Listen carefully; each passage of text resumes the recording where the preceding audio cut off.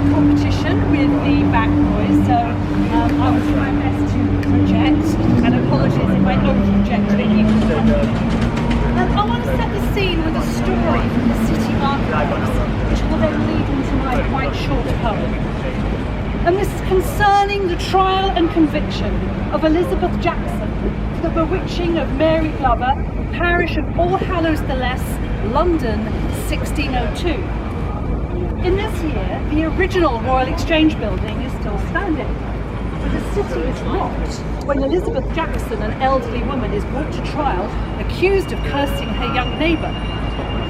A Dr. Edward Jordan is called as witness.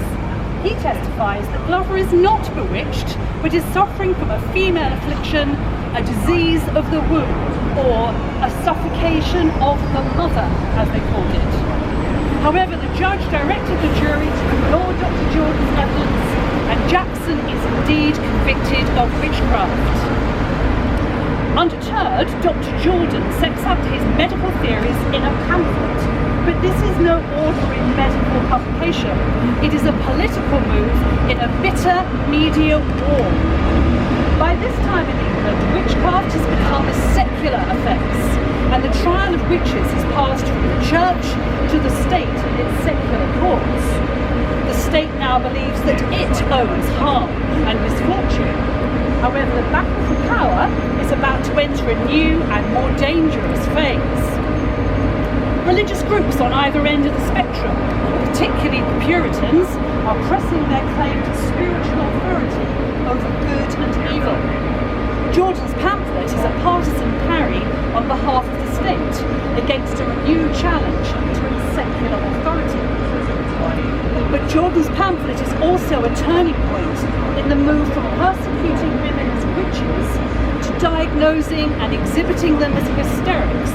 The plague of hysteria, which sweeps across Europe in the 18th and 19th centuries, replacing the plague of witchcraft, emerges from this battle for control between different pillars of old patriarchal institutions.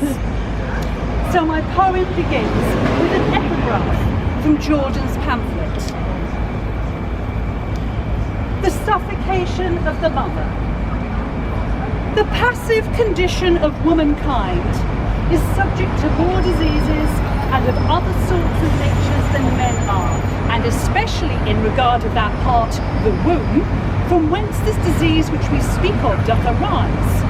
But amongst all the diseases whereunto that sex is obnoxious, there is none comparable unto this which is called the suffocation of the mother. And hereupon the symptoms of this disease are said to be terrible to behold: a suffocation in the throat, croaking of frogs, hissing of snakes, crowing of cocks, barking of dogs, garring of crows, frenzies, convulsions, hiccups, laughing, singing, weeping and crying, etc. The reply: there's more of laughing than singing, weeping, doodle-doo. Strike a pose, or three, for the camera, say cheese, cheddar will do. Why was there an old woman, or three, or two? Gossip dead, never with your daughter. The daughter's still cheap. Let's have a drink. Dong thee. Oh, how thou shalt have in thee an evil spirit too, here in the shape of a fox. Ow! Poker and tongs is havoc on the soft organs. Your medicine is due. Mourns the crow. A small murder will stop your mouth. Beat a devil in. So 9 devils come roaring out. There is rehearsal, arousal, a carousel. When does the show start? Womb bulges with blustering nose breath whistles and exceeding wide gapings. To mop and to mow, pull faces, play with your feces. Our right eye paralyzes, winks, stays closed.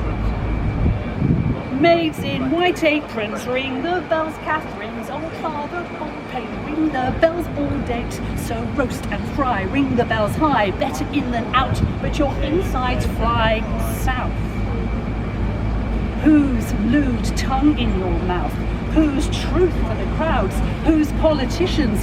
Whose doctors? Whose 8 magpie lawyers? Spoiled food attracts flies. We tell lies.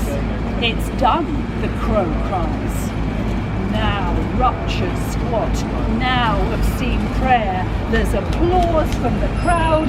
The devil takes a bow, and the mothers cast